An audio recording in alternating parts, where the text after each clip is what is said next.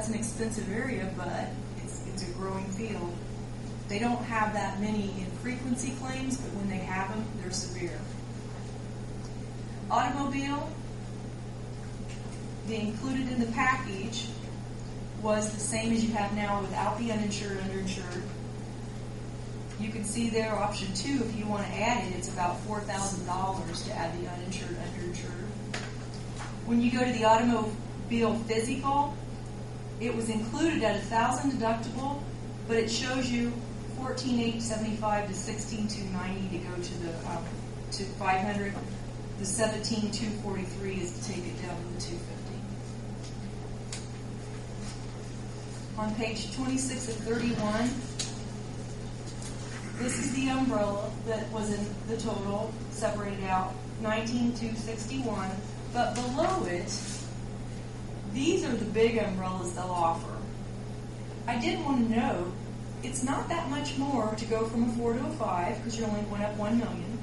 It would be $21,011 instead of $19,261. But they even give the option of $10 million umbrella, which would be $28,011. So about $9,000 more to have $10 million. Now, the page 27, 28, 29, I'm not going to read these all off, but this is the various categories if you want terrorism coverage, what that costs per category. That was left as an option.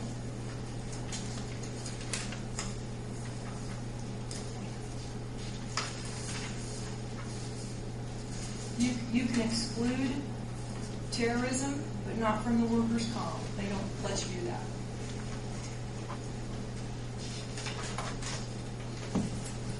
Basically, the back of this, it's some additional pages about Traveler, their expertise in public sectors, their risk control resources. The last page is, they broke down by category the workers' comp, so you can see where your payrolls are, you know, like the firefighters, clerical, kind of what order, who has the highest payrolls.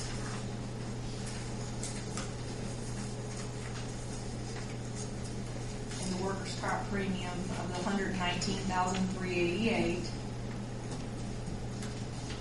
And that's with the same limits as the Bliss McKnight, which the umbrella was set upon if you purchase the umbrella. And the last thing I put in here, it's a top 11 reasons why public entities do business with travelers. And they're in the International City and County Management Association, ICMA, Public Risk Management Association, PRIMA, etc. But as I said, I didn't just pick travelers because they would quote. I picked them because they've been great to work with on the bank's accounts. I've gone over a lot of information. I really appreciate your patience and time. And please make sure to let me know if you have any questions or if there's something I wasn't clear on. But as I started out the conversation, myself and the bank, we do sincerely appreciate your business with us that you've had. Sure. The replacement cost basis, I think that's where we got into some argument last year. Yes. I mean, is that, to me, that means that you remind me of the computer. Here's was the argument with the company.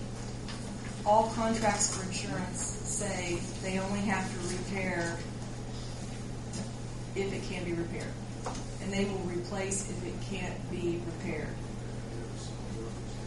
They were saying that it could be repaired. They were saying that they felt it was more of a wish list of here's what we want versus this could be repaired. I'm not saying I agree with that. I'm just telling that's what happened in that situation. Did you have a chance to examine the information I gave you yesterday? No, I didn't, but I have it and I will. See, that was the concern. It seemed like everything, practically every type of items, category of items, we had to pay a deductible. And then they depreciate. You know, and it comes to the point we either got very little, it comes to the point we almost go down. Yeah, And travelers, is the wording the same for travelers as it is for visitors? basically all companies only have the responsibility to repair if it can be done, and they won't replace unless it can't be repaired. They all have that wordage, but some are more sticklers to it than And others. that's fair. That's fair. No, I know, and you know, I'm not saying I agree with what happened. I was just explaining that their side of it was they felt it could be repaired. That was the issue. And another thing that was no one's fault, but the values of that computer system were not near the amounts that we had as the coverages. And the other problems we ran into was even though when we agreed to let them repair it, there's no guarantee. You know, like you buy something new, you have a guarantee from one dealer. When it's repaired, there's really no warranty. You repair it, you sign off on it, it's yours. But one thing that was helpful, had the repair done by the company's suggested vendor, so that way, if there are problems and they did it, they're going to have to answer to it. And that was my suggestion. Yeah. You know, if these people can fix it for that and say Yeah. it's going to work, Yeah. let them fix it Yeah. for that. And another problem was the amount turned in on the estimates was like close to $300,000, and that was more than the contents of the building. So the amounts listed showing the contents in the computer weren't near the amounts sent for the estimate to the damage, and that made it tricky too. But then again, Yeah. people had the building insured for like 2.5. They told us they'd never pay that for that building going down. They But- never paid 1.3.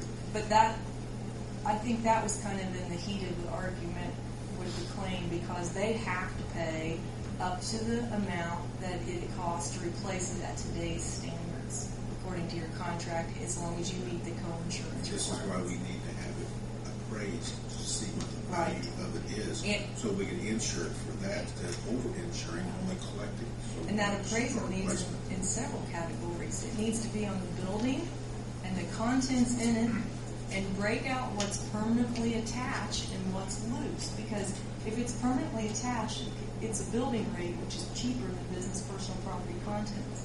The inland marine's the highest rate. So we need to know what's going in and out of the building, what stays in the building is attached, what stays in the building is not attached in the building. Being on the flood insurance, Mm-hmm. is that from outside a water source, or could it be a water line? That's a good question.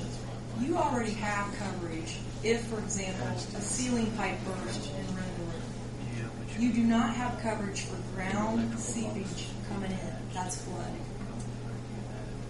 So you would have coverage for the wind tearing off a roof and water coming in, a pipe bursting and causing damage, but not the sidewalks in the parking lot can't handle it, and it's just So all the tunnels we have underneath this building, wouldn't be covered if there was flood damage to those with the current policy. what if the water came from the outside in? That would be flood. That's hydrology, which a lot of insurance companies won't cover. Yeah, it's considered flood if it seeps, or it runs, or it's groundwater that just is coming in because the system can't handle it outside your building. That's flood. Yeah. And that's something to consider. You have the earthquake to the full limits now with no flood. You may want to consider some flood and some earthquake versus just earthquake. And if you want that to come from Bliss McKnight too, then you just, like, I can tell them, quote, flood. The only reason they didn't, it's never been on there, and we didn't request it. See, I would, on the board works when we were having the discussion with the computer replacements, but is there a way to amortize those so that they would be through the insurance policy annually, so they'd be replaced? I think we wouldn't have had such an issue if the amounts of coverages were where they should be. Because when they saw that estimate for $300,000 and the contents weren't near that much, that caused a red flag too. Because the estimate wasn't to replace it with similar kind and quality, it was for a different type of system. That was the problem. So we were insured for $300,000. No, the estimates came in at $300,000 for a whole new system that wasn't comparable to the one that was there.